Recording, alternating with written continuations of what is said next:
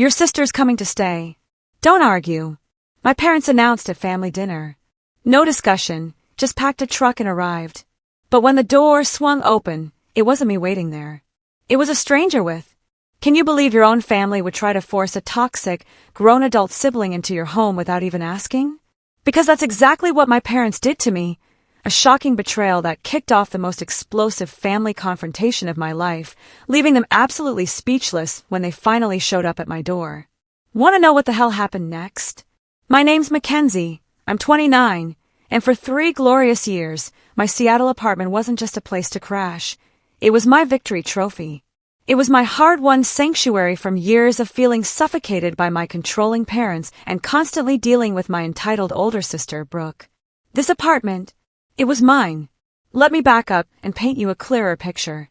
I've worked my tail off at Horizon Creative for 5 years, finally landing that senior graphic designer position last spring. The promotion came with a decent raise, not enough to buy anything in Seattle's insane housing market, but enough to comfortably afford my 1-bedroom plus office apartment in an older Capitol Hill building. Yeah, the hardwood floors creak, and the pipes sometimes make concerning noises, but that bay window in the living room? It sold me instantly. I've made this place mine, filling it with secondhand treasures, plants that somehow haven't died, and walls decorated with my own designs and art from local creators I admire. This apartment represents something so much bigger than just a place to sleep. 4 years, I lived paycheck to paycheck, sometimes with random Craigslist roommates, other times crashing on my best friend Grace's couch when things got really tight. I ate ramen for dinner more nights than I care to admit. The graphic design industry is brutal.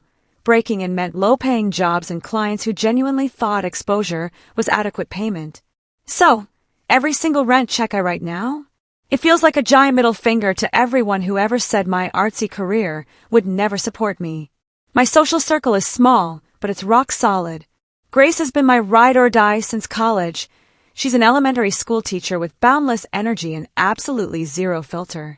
We have these weekly wine nights where we dissect everything from dating disasters to workplace politics. My coworker Justin frequently joins us with his boyfriend, Ethan. These people, they know the real me.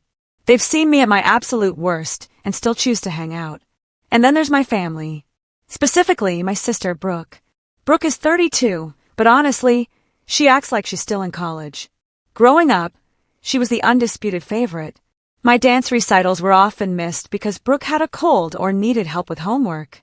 My 10th birthday party was canceled because Brooke, then 13, got detention, and Mom and Dad were too stressed to handle a house full of kids. Meanwhile, Brooke's 13th birthday featured a professional DJ and catered food. This pattern, this injustice, continued into adulthood. Brooke has never held a job longer than 8 months. Her resume reads like a guided tour of the city's retail and restaurant scene. She's always quitting because a manager had it out for her, or the environment was toxic.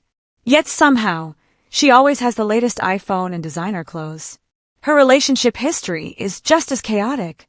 Her latest boyfriend, Troy, lasted almost a year, a record for Brooke. He seemed like a decent guy, stable job in construction management. I wasn't surprised when she called me crying that they'd broken up.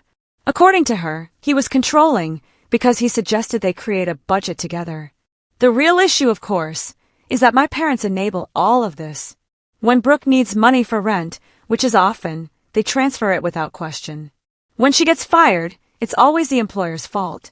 My parents, Richard and Karen, raised us in a comfortable suburban home about an hour outside the city.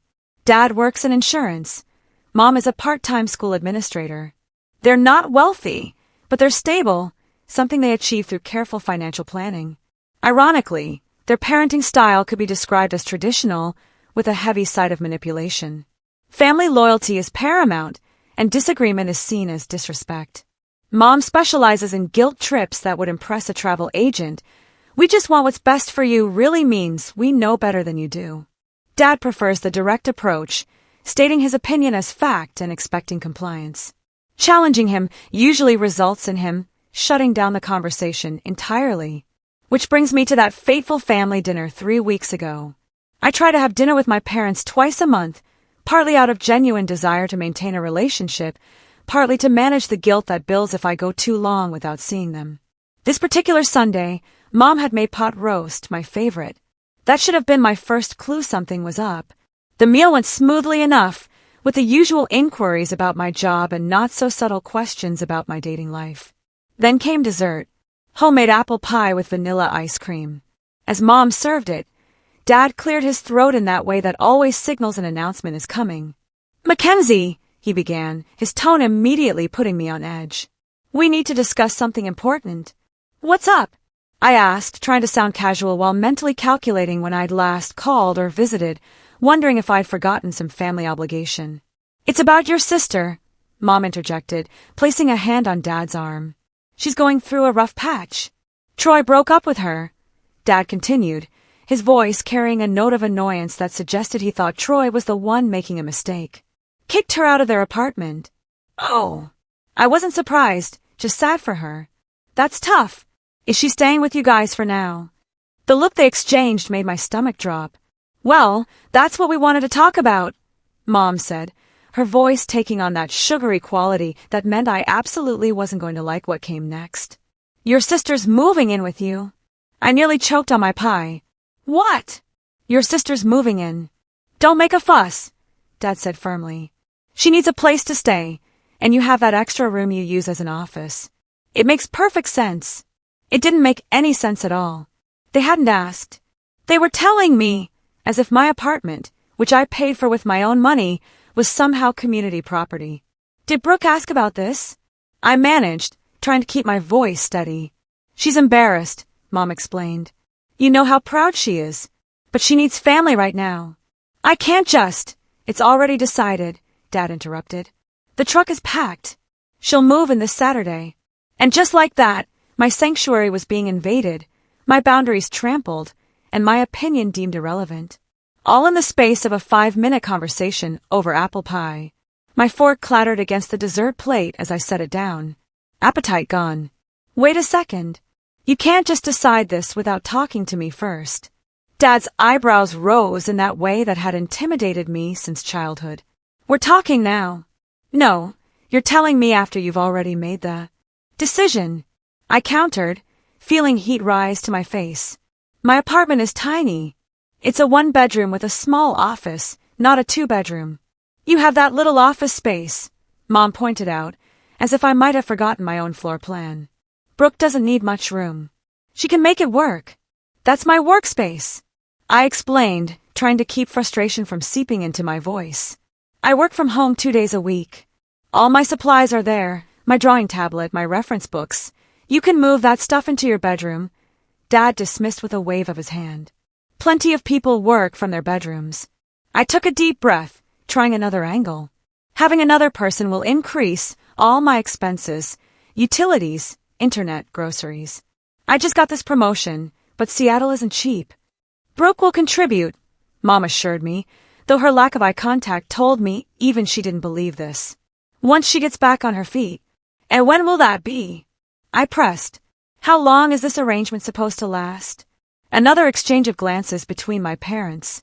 "Well, we can't put an exact timeline on it," Mom hedged. "Until she's stable again," I finished, the words coming out sharper than I intended. "Which could be weeks, months, years." "That's what family does, Mackenzie," Mom said, her voice taking on that martyr tone I knew so well. "We help each other without counting the cost or watching the clock. I would think you'd want to be there for your sister during this difficult time." Dad leaned forward, elbows on the table. "This isn't a negotiation. Brooke needs help, and you're in a position to provide it. End of discussion." As if summoned by her name, the front door opened and Brooke walked in. Her eyes were red-rimmed, but her makeup was flawless, as always. She glanced at the table, immediately reading the tension. "You told her?" she asked quietly, hovering in the doorway like a Victorian heroine about to faint. "We're discussing it," Mom said, reaching out a hand to draw Brooke to the table. Brooke sat down immediately, reaching for her water glass. "I know this is a lot to ask," she said, her voice trembling slightly. "I wouldn't if I had any other option." "What happened with Troy exactly?" I asked, trying to understand the situation better. Brooke's eyes welled with tears. "He's been so controlling about money lately. checking all the credit card statements, questioning every purchase. Then he found out about the Nordstrom card and just exploded. Said I had a shopping addiction. She sniffled delicately. Can you believe that? Just because I like nice things. I could believe it. Actually, this wasn't the first time Brooke's spending had caused problems. Last Christmas, she'd asked to borrow my credit card for one small gift and maxed it out on designer boots and a handbag for herself. And your apartment? I asked. It was in his name, she admitted. He gave me 2 weeks to find somewhere else. What about your job at the boutique?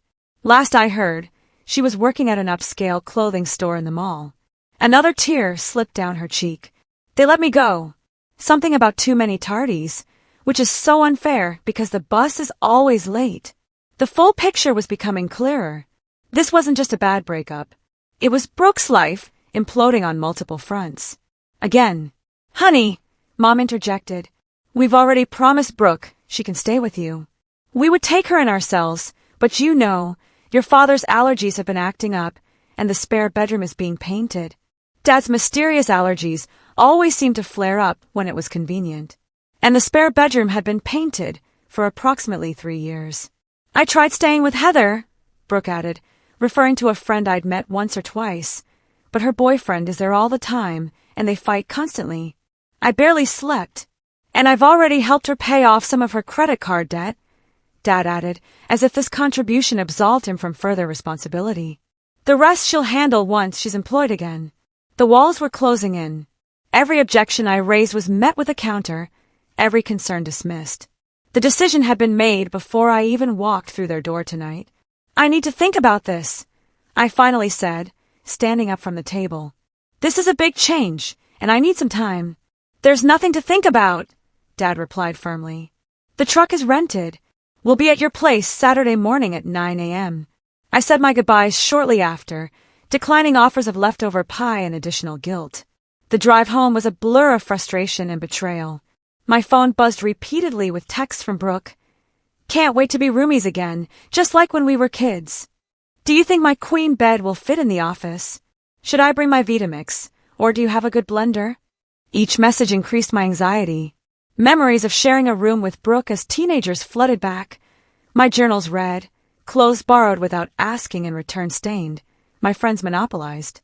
Now, it would be my professional equipment at risk, my carefully cultivated peace disrupted. Instead of going straight home, I pulled into the parking lot of Analog Coffee, a local spot I frequented. I needed to clear my head before returning to the apartment that would soon be invaded. The familiar scent of espresso and the low hum of conversation helped ground me as I ordered a latte. Mackenzie, is that you? I turned to see Grace sitting by the window, grading papers. The universe was throwing me a lifeline. Hey, I said, sliding into the chair across her. Mind if I join you?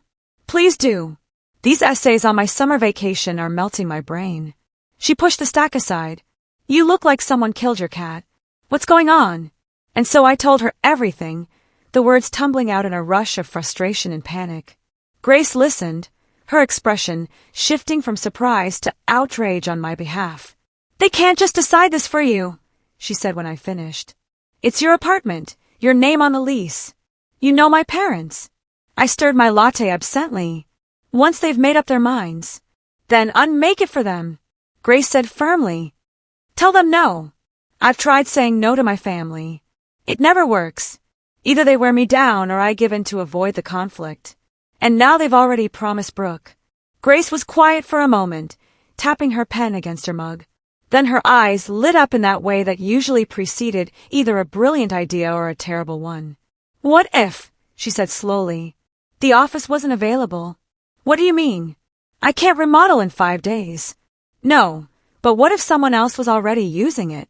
She leaned forward. My cousin Tyler just moved to Seattle for a job at Amazon. He's staying in an Airbnb while apartment hunting. What if he became your temporary roommate? I blinked at her. You want me to move a stranger into my apartment to prevent my sister from moving in? Not a total stranger. He's my cousin. I've known him his whole life. She pulled out her phone and showed me a photo of a guy about our age with dark hair and glasses. He's quiet, clean, works long hours, and is desperate for a more affordable place to stay while he looks for something permanent. It was a crazy idea, completely inappropriate, potentially disastrous. Tell me more, I said. Grace's coffee shop suggestions snowballed faster than I could have imagined. By the next evening, I was sitting across from Tyler at a Thai restaurant near my apartment, conducting what felt like the world's most rushed roommate interview. I really appreciate you considering this, Tyler said, pushing his glasses up slightly. The Airbnb prices here are insane, and everything happened so fast with the job offer that I didn't have time to secure housing first. Tyler was tall and lanky with a quiet voice that matched Grace's description. He worked as a software developer and had just started at Amazon after relocating from Chicago. Unlike the image of a typical tech bro, he seemed thoughtful and a bit reserved. Grace speaks very highly of you, I said, picking at my pad thai. But I should be upfront. This would be a temporary arrangement. The office is small, and while there's a futon that folds out to a full bed, it's not exactly spacious. That's more than fine, he assured me. I'm planning to find my own place within a couple of months anyway. I just need time to get to know the neighborhoods and save up for the ridiculous deposits around here. We discussed practical matters. Rent, he offered more than I expected. Utilities, kitchen privileges, bathroom scheduling. The more we talked, the more reasonable the idea seemed. Tyler worked long hours and mentioned he often stayed late at the office. He wasn't much of a cook, but was scrupulous about cleaning up after himself. He didn't party, had no pets, and his main hobby was reading science fiction novels. I should also mention, I said, lowering my voice slightly. The real reason I need a roommate quickly is complicated. My sister was supposed to move in this weekend. My parents decided this without asking me, and I'm trying to prevent that from happening. Instead of the judgment I half expected, Tyler nodded understandingly. Grace mentioned something about family pressure. I get it. My mom still tries to plan my life from 1,000 miles away. You don't think it's terrible of me to block my sister? He considered this before answering. I think it's your apartment and your life. Sometimes family doesn't understand boundaries. By the end of dinner, I had a new temporary roommate. Tyler came by the next evening to see the apartment. And by Wednesday, just 3 days after that fateful family dinner, he had moved in his essentials. Clothes, laptop, books, and not much else. The office transformation happened quickly. I consolidated my work materials, moving my drawing tablet and most important supplies to a corner of my bedroom. It wasn't ideal, but it was workable for the short term. Tyler helped rearrange the furniture to maximize the small space. By Wednesday night, the office had become a functional, if compact, bedroom. Meanwhile, my phone continued to buzz with messages from my parents and Brooke. I responded vaguely, neither confirming nor denying Saturday's moving plans. Dad called twice, but I let it go to voicemail, texting later that I was in meetings. I knew I was only delaying the inevitable confrontation, but each day gave Tyler more claim to the space. You'll have to tell them eventually, Grace pointed out during our Thursday wine night, which we'd relocated to her apartment to give Tyler some space. I know, I sighed, refilling our glasses. I'm planning to call them tomorrow night. I just needed to get everything settled first. How's it going with Tyler? Any red flags? I shook my head. Honestly, he's the perfect roommate so far. He makes virtually no noise, cleans up after himself, and even brought home a French press coffee maker for the kitchen as a thank you gift. Told you he was a good egg, Grace said, looking smug. The quiet ones often are. It's weird though, I admitted. I've spent 3 years creating this perfect solo space. And now, in the span of a week, I've got a roommate, even if it's to prevent a worse roommate situation. Sometimes the devil you choose is better than the devil thrust upon you, Grace said with mock wisdom. Or in this case, the angel you choose versus the demon sister. Brooke's not a demon, I said automatically, the lifetime habit of defending my sister kicking in despite everything. She's just a lot of trouble, Grace muttered into her wine glass. Back at my apartment that night, I found Tyler reading on the couch, a cup of tea on the coffee table. He started to get up when I entered. Don't move on my account, I said. There's plenty of room. He settled back down as I kicked off my shoes. How was wine night? Therapeutic, I answered, flopping into the armchair.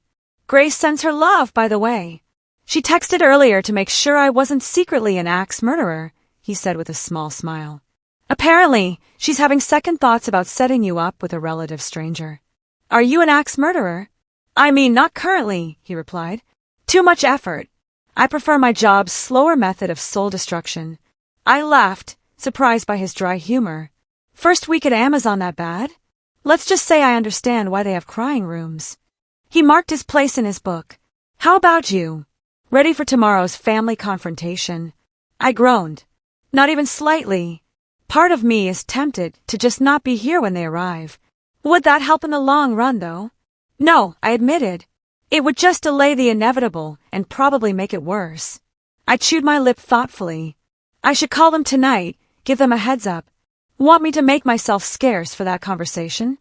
I considered the offer, then shook my head. No need. I'll take it in my room. But I didn't make the call that night, or the next morning. Each time I picked up my phone, I found a reason to put it down again. I told myself I was waiting for the right moment, but in truth, I was avoiding conflict, just as I always had. Friday evening arrived with still no direct communication about the changed situation. Tyler and I were sharing a pizza and watching a documentary when my phone buzzed with a text from my mother. Don't forget, we'll be there at 9 a.m. tomorrow with Brooke's things. Please make sure the office is cleared out. Love you. I stared at the message, anxiety churning in my stomach. Tyler glanced over, raising an eyebrow. They're still coming tomorrow, I said, showing him the text. I never told them. What are you going to do? I took a deep breath. I guess I'll be having an unexpected family reunion in the morning. Do you want me to be out for that? Tyler asked. I can make myself scarce for a few hours. I considered this, then made a decision that would change everything. Actually, if you don't mind, I'd like you to be here. I straightened my shoulders. In fact, I think you should answer the door. Saturday morning arrived with gray skies and a steady drizzle. Typical Seattle, weather that matched my mood perfectly. I'd barely slept, rehearsing conversations in my head and imagining worst-case scenarios. Tyler and I were having coffee at the kitchen counter, an island of calm before the storm. You sure about this? He asked, glancing at the clock. It was 8:45 a.m. No, I admitted, clutching my mug like a lifeline. But I'm out of options and time. We could still. Call them, he suggested. Give them a heads up. I shook my head. They'd just try to talk me out of it. Or worse, show up anyway and demand that you leave immediately. At least this way, they'll be too shocked to have a prepared response. Tyler nodded, adjusting his glasses. For what it's worth, I think you're doing the right thing. Standing up for yourself isn't wrong, even if it feels uncomfortable. The doorbell rang at 8:52 a.m., earlier than expected. My heart jumped to my throat. They're early, I whispered unnecessarily, panic rising. Through the window, I could see my parents' silver SUV double-parked in front of the building. Behind it was a small rental truck that presumably contained Brooke's possessions. Tyler set down his coffee. I can still stay in the room if you'd rather handle this yourself. For a brief moment, I was tempted to take the offer, to fall back into old patterns and handle the conflict alone. But something had shifted in me over the past week. Perhaps it was the realization that I'd found the courage to take control of my space in a different way. Or maybe it was the simple fact of having an ally present. No, I said firmly. Answer the door. Tyler nodded and walked calmly to the entrance while I positioned myself just out of immediate sight in the kitchen. The doorbell rang again, more insistently this time, followed by a knock. I heard the door open and held my breath. Can I help you? Tyler's voice was polite but confused. Exactly as we discussed. There was a moment of complete silence. I think we have the wrong apartment, my father's voice finally said, uncertainty clear in his tone. We're looking for Mackenzie Wilson. This is Mackenzie's apartment, Tyler confirmed. I'm Tyler, her roommate. Another beat of silence, followed by my mother's voice. Roommate? There must be some mistake. We're her parents. This is her sister, Brooke. I could picture the scene perfectly. My father's face reddening, my mother's bewildered expression, Brooke's mouth hanging open in shock. It was time to make my appearance. I stepped around the corner and into view. Hi, Mom. Dad, Brooke. You're early. My father's eyes darted between Tyler and me, confusion morphing rapidly into anger. What's going on here? Who is this man? Before I could answer, my mother pushed past Tyler into the apartment, her gaze immediately falling on his belongings, the stack of books on the coffee table, the laptop on the desk in the corner, the jacket hanging by the door. Mackenzie Jane Wilson, she said, using my full name as if I were still a child. What have you done? Brooke remained in the hallway, her expression shifting from shock to hurt to anger in rapid succession. You got a roommate to keep me out. Her voice rose on the last word, causing the door to apartment 4B to crack open as my neighbor, Mrs. Garcia, peeked out curiously. Can we please take this inside? I said, mortified at the public spectacle. Mrs. Garcia, sorry for the noise. No problem, dear, she replied, clearly not meaning it, and in no hurry to close her door. My father stepped into the apartment, his posture rigid. Young man, he addressed Tyler directly. I don't know what Mackenzie has told you, but there's been a misunderstanding. We need you to leave immediately. Tyler stood his ground, calm but firm. Sir, I've signed a rental agreement with Mackenzie.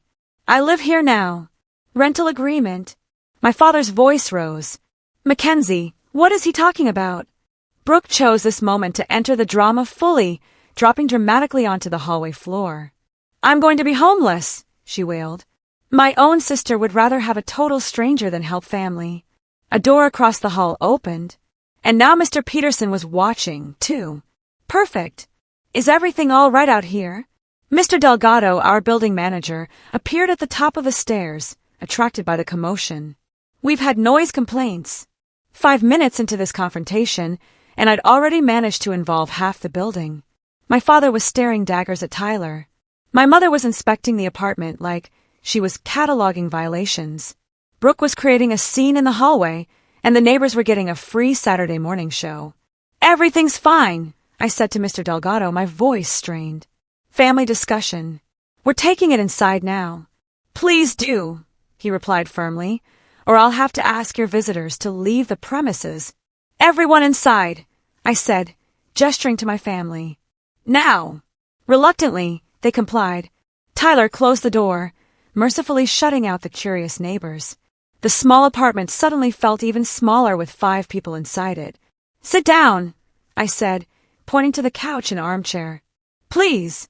My parents took the couch while Brooke, after a dramatic sniffle, perched on the arm of the couch as far from them as possible.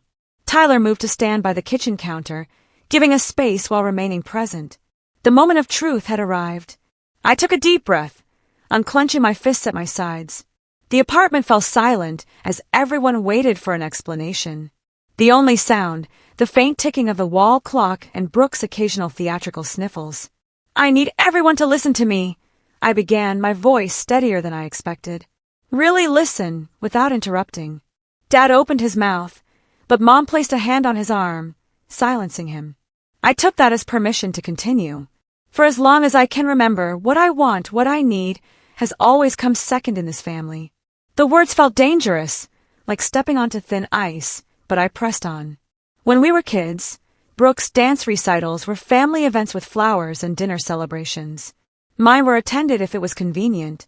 My 10th birthday was canceled because Brooke got detention, but her 13th had professional catering and a DJ. That's not fair, Mom started, but I held up my hand. Please let me finish. She pressed her lips together, clearly unhappy but complying. This pattern never stopped. In college, when I needed help with tuition, I was told to take out loans because you were helping Brooke with her maxed-out credit cards. When I graduated and was living on ramen to make rent, you were paying Brooke's security deposit on her 3rd apartment in 2 years. I turned to look directly at my sister. Brooke, I love you. You're my sister. But this isn't about not wanting to help you. This is about the fact that once again, Mom and Dad decided what would happen with my life, in my home, without even asking me. Brooke's expression was hard to read, part hurt, part defiance, but also something else, something that looked almost like understanding. I have worked incredibly hard for this apartment, I continued. I saved for months for the security deposit. I painted it myself. I bought furniture piece by piece when I could afford it. This is the first place that has ever been truly mine, and I have the right to decide who lives here. I gestured toward Tyler, who was standing quietly by the counter. This is Tyler. He's Grace's cousin and my new roommate. He moved in 3 days ago. You did this deliberately, Dad said, his voice low with anger. To shut out your sister? Yes, I admitted, refusing to sugarcoat it. I did. Because for once I decided to prioritize what I needed instead of what everyone else wanted from me. So, you'd rather have a stranger in your home than your own sister? Mom asked, her voice thick with disappointment. He's not, I began. But Tyler stepped forward slightly. If I may, he said politely. I understand this is a family matter and I'm an outsider here, but Mackenzie and I have a legal roommate agreement. I've paid rent and moved my belongings in. I'm happy to give you privacy to discuss this further, but I wanted to make the situation clear. Dad turned his glare on Tyler. And who exactly are you? Where did you come from? How do we know you're not taking advantage of our daughter? Dad! I exclaimed, mortified. It's a fair question, Tyler replied calmly. I'm Tyler Ramirez. I recently moved to Seattle from Chicago for a software development position at Amazon. I'm Grace's cousin. You can call her to verify that. I needed temporary housing while I searched for an apartment, and Mackenzie needed a roommate. It was mutually beneficial. Mutually beneficial, Dad repeated sarcastically. While your own sister is left without a place to live. That's cold, Mackenzie. I didn't raise you to be so selfish. The word selfish hit me like a slap. How many times had I heard that when I tried to set even the smallest boundary? When I couldn't babysit Brooke's goldfish because I had a final exam. When I couldn't lend Mom my car because I needed it for work. When I couldn't co-sign Brooke's lease because my own credit was still recovering from student loans.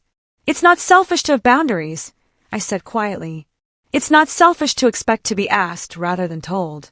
It's not selfish to want some control over my own living space.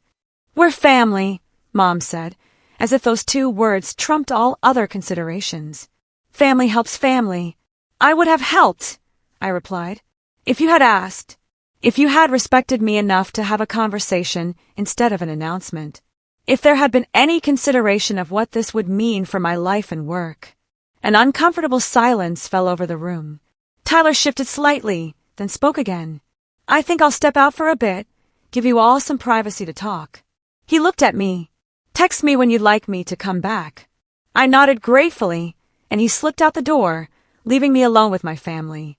The apartment felt both emptier and more pressurized without his calming presence.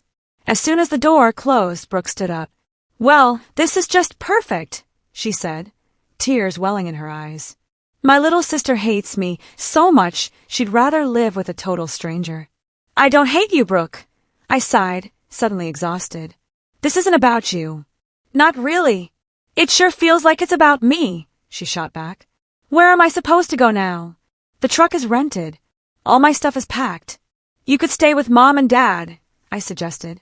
Dad's allergies seem to come and go conveniently. Dad's face reddened. Now, wait just a minute.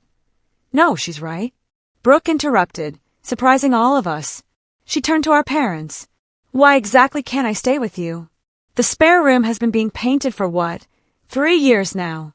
Mom looked flustered. Well, your father's allergies have been particularly bad lately, and that's bullsh *T, Brooke said flatly. Brooke! Mom gasped. Language. No, I want to know, she pressed, suddenly animated in a way I hadn't seen before. Why push me onto Mackenzie? Why not help me yourselves? Dad and Mom exchanged uncomfortable glances. We thought, Dad began, then stopped. You need to learn independence, Brooke. You're 32 years old. You can't keep bouncing from crisis to crisis, expecting others to catch you. I blinked in surprise. This was not the direction I had expected this conversation to go. So, your solution was to force me on Mackenzie? Brooke asked incredulously. How exactly does that teach me independence? We thought, Mom tried again. You and your sister could support each other. She's always been so responsible, and you could help with rent. The truth dawned on me slowly, then all at once. You weren't trying to help Brooke by sending her to me, I said quietly. You were trying to help yourselves. You're tired of bailing her out, but you feel too guilty to cut her off completely. So, you thought you'd make her my responsibility instead? The silence that followed confirmed my suspicion. For the first time, I saw my parents not as the all-powerful authorities of my childhood, but as flawed, tired people who had run out of solutions. Brooke laughed, a short, bitter sound. Wow. So, nobody actually wanted me. That's just great. She turned away, wiping at her eyes, and I felt a surge of sympathy despite everything. For all her drama and self-centeredness, this had to hurt. I'm going to wait in the car, she said, voice thick with tears.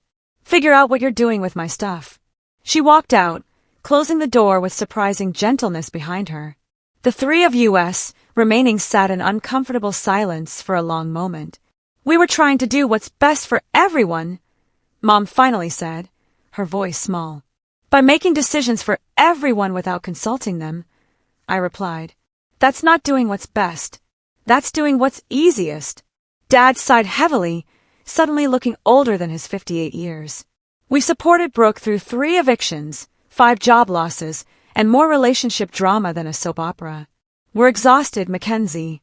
We thought maybe if she had your influence. So you volunteered me for the job without asking. I finished for him. Because it's easier to steamroll me than to set boundaries with Brooke. Neither of them denied it. I'm not going to be your solution, I said firmly. I love you both and I love Brooke, but I won't set myself on fire to keep everyone else warm. Not anymore. Dad stood up abruptly. We should go figure out what to do with the truck and Brooke's things. Mom followed his lead, gathering her purse. This isn't like you, Mackenzie. The daughter I raised would never let her sister struggle. The guilt trip was so predictable, I almost laughed. The daughter you raised is standing right here, Mom. I'm just finally speaking up for myself. They left with minimal goodbyes, the atmosphere thick with disappointment and unresolved tension. As the door closed behind them, I sank onto the couch, emotionally drained, but also experiencing a strange, light feeling I eventually recognized as relief. The confrontation I'd feared for so long had happened, and I was still standing.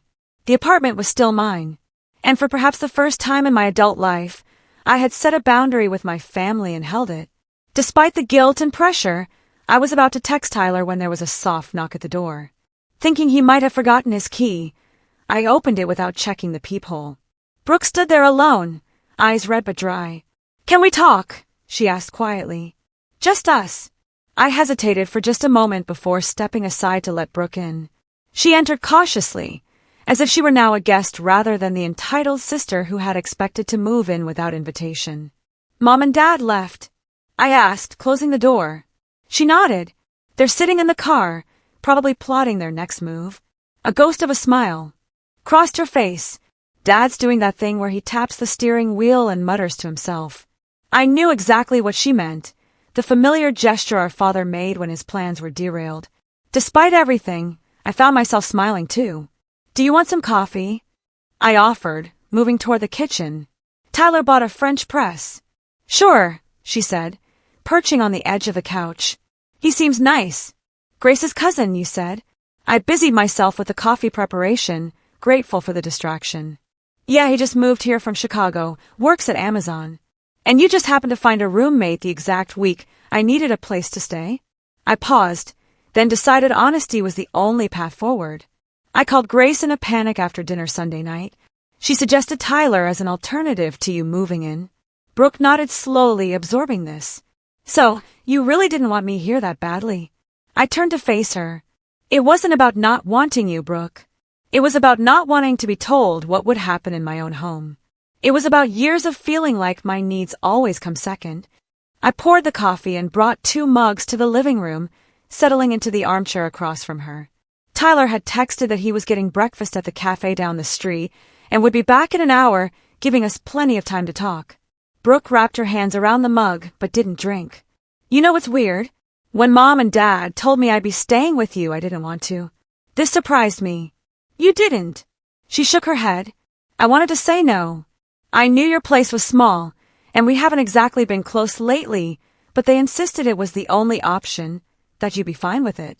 It was easier to go along with it than to argue. I know that feeling, I said quietly. I'm sure you do. She finally looked up at me. We've both been playing our assigned roles for so long, haven't we? You're the responsible one. I'm the mess. You achieve, I fail. You save, I spend. I'd never heard Brooke speak, with such self-awareness before. When did you become so insightful? A small, sad smile. Therapy. For the past 6 months, actually. Troy's idea originally. My shopping. She hesitated. It's not just liking nice things. It's an addiction. I buy things when I'm anxious or sad or empty. The high lasts about 5 minutes. Then the guilt sets in. But by then, I've already spent money I don't have. This was more honesty than Brooke had shown in years. I didn't know you were in therapy. I didn't tell anyone. I was embarrassed. The perpetual screw-up, finally admitting she screwed up. She took a sip of coffee. I was making progress, too. Had a budget. Was sticking to it, mostly. Then Troy found the Nordstrom card I'd hidden and realized I'd lied about stopping. He said he couldn't trust me anymore. I'm sorry, I said and meant it. That must have been hard. It is. She set down her mug. The truth is, Mackenzie, I'm jealous of you. I always have been. I nearly choked on my coffee. Jealous of me? But you were always the favorite. The favorite screw-up, she corrected. They expected nothing from me and everything from you. And you delivered. Good grades, solid career, financial independence. Meanwhile, I'm 32 and back to square one again. I'd never considered our family dynamic from this perspective before. Had my resentment of being held to higher standards blinded me to the damage done by expecting nothing of Brooke? For what it's worth, I said carefully, I was always jealous of how easily things seemed to come to you. The social stuff, making friends, dating. You were always the fun one, the pretty one. Brooke laughed. God, we're a mess, aren't we? Each envying what the other had, neither of us seeing the whole picture. A comfortable silence fell between us, more honest than any conversation we'd had in years. So what now? I finally asked. What are you going to do? She sighed. I don't know.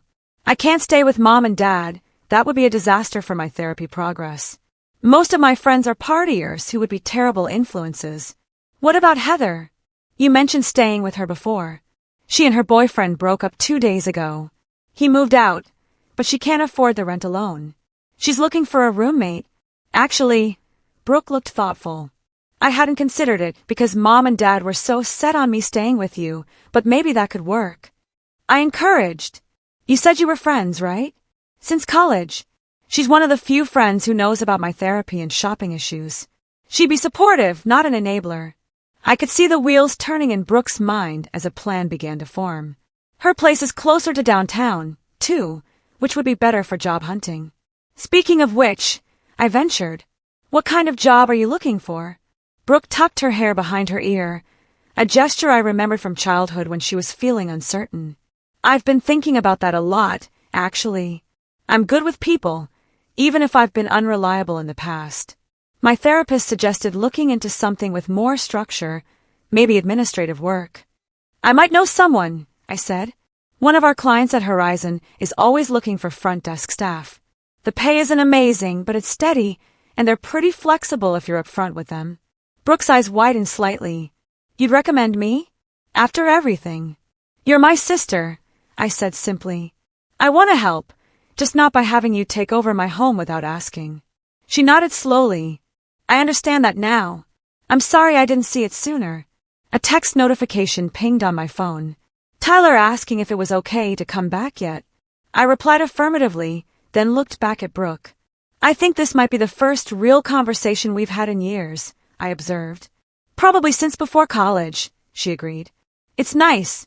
Weird, but nice. The door opened, and Tyler entered, carrying a bag from the bakery downstairs. He hesitated when he saw Brooke. Sorry, should I? It's fine, I assured him. Tyler, this is my sister, Brooke. Brooke, this is Tyler, the roommate, Brooke said, standing to shake his hand. Sorry about the drama earlier. Tyler accepted her handshake with a polite smile. Family is complicated. I get it. I should go, Brooke said. Mom and Dad are probably wondering what's taking so long, and we need to figure out what to do with all my stuff in the truck. Let me know about Heather, I said, and I'll email my contact at Meridian Publishing on Monday about that position. Thanks, she said, and after a moment's hesitation, stepped forward to give me a quick, awkward hug. For the coffee and everything else. After she left, Tyler set the bakery bag on the counter. That seemed to go better than expected. Surprisingly, yes, I agreed, still processing the shift in our sibling dynamic. We actually talk like adults. And your parents? I sighed. That's going to take longer. They left angry and disappointed. Mom's probably already drafting the guilt trip text messages. True to prediction, my phone buzzed with a message from my mother less than an hour later. I hope you're happy with your decision. Brooke is devastated. Call when you're ready to apologize. I showed it to Tyler, who winced sympathetically. Classic. Guilt technique. One of her specialties. I agreed, putting the phone away without it. That would have worked on me a week ago. And now? I considered the question. Now I'm sad they're upset, but I'm not going to apologize for setting a boundary. The next few days established a new pattern. Tyler and I settled into a surprisingly comfortable roommate routine.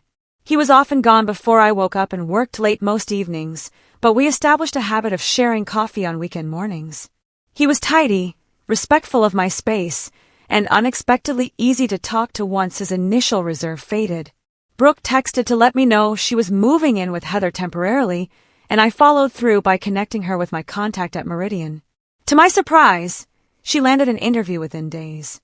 My parents maintained radio silence except for a terse group text announcing that Sunday dinner would be postponed until further notice. It hurt, but I recognized the tactic for what it was, an attempt to make me come crawling back, apologizing for my selfishness. Instead of giving in, I used the opportunity to work with my newly found therapist, prompted by seeing how therapy had helped Brooke, to examine the family patterns I'd accepted for so long. Our sessions helped me understand that my parents' controlling behavior and my habitual compliance weren't simply personality traits, but a dysfunctional system that had shaped all our relationships. By the third week after the confrontation, Brooke had started her new job at Meridian and reported cautiously positive progress. "This structure helps," she texted, having set hours and clear expectations. And I opened a savings account that's harder to access than my checking. Baby steps. It was Grace who finally broke the stalemate with my parents by inviting all of us, including Tyler, to dinner at her apartment. "Neutral territory," she explained when I questioned her motives. "And I'll be there to referee if needed." To my surprise, my parents accepted, as did Brooke. And somehow, on a rainy Saturday evening a month after the confrontation, we found ourselves seated around Grace's dining table. The atmosphere tense but civil. "This is delicious, Grace," my mother said, breaking an awkward silence. "Did you make the sauce yourself?" "Tyler did, actually," Grace replied, nudging her cousin with her elbow. "He's the chef in the family." All eyes turned to Tyler, who looked embarrassed by the attention. "It's just marinara," he mumbled. "My grandmother's recipe." "It's very good," my father said stiffly, the closest thing to approval he'd shown all evening. The conversation limped along through dinner, carefully avoiding any mention of the conflict, until Brooke, of all people, addressed the elephant in the room. "So, are we going to talk about what happened, or just pretend everything's normal while radiating awkwardness?" Mom's fork clattered against her plate. "Brooke, please." "No, she's right," Dad said, surprising all of us. He set down his napkin and looked directly at me. "We owe you an apology, Mackenzie." I nearly dropped my water glass. In 29 years, I could count on one hand the number of times I'd heard my father apologize for anything. "Your mother and I have been doing some thinking," he continued. "And some talking with a professional." He said the last word as if it tasted strange in his mouth. "You're seeing a therapist?" I couldn't keep the shock from my voice. "Family counselor," Mom clarified quickly. "Just a few sessions. Pastor Jim recommended it." "The point is," Dad pressed on, "we've recognized that we may have been overly directive in our approach." "Controlling," Brooke translated. "The word is controlling, Dad." He frowned, but didn't dispute it.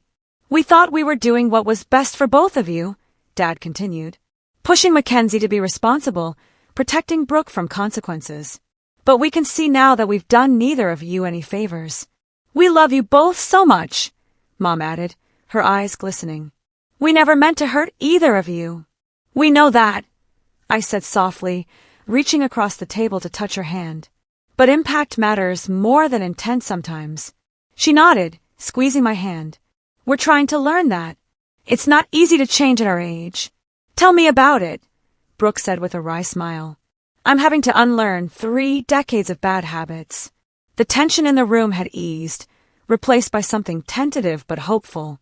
We weren't fixed, not by a long shot, but we were talking, really talking, perhaps for the first time.